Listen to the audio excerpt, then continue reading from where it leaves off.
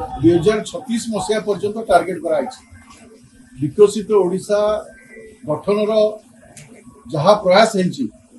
जहाँ योजना माननीय मुख्यमंत्री आज माननीय राज्यपाल अभिभाषण प्रकाशित होती उभय सरकारी दल और विरोधी दल स्वागत कर गृह भितर समस्ते स्वागत कर होला करना कागज चिरिक टिकी ना समस्ते धैर्यर सह शुणी स्वागत कर तेणु राजनीतिक उद्देश्य कारण से कहीपर किंतु मु कहबी जे माननीय राज्यपाल अभिभाषण आज उच्चकोटीर थिला विकसित ओडिशा गठन जो लक्ष्य अच्छी प्रकाश करुला सबु क्षेत्र को छुईला महिला क्षेत्र को छुईला गरीब लोक क्षेत्र को छुईला चाषी को छुईला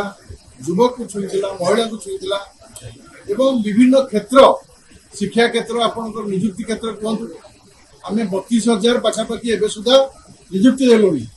आम कहीलु जे सरकार आसिले निजुक्ति प्रक्रिया आरंभ हम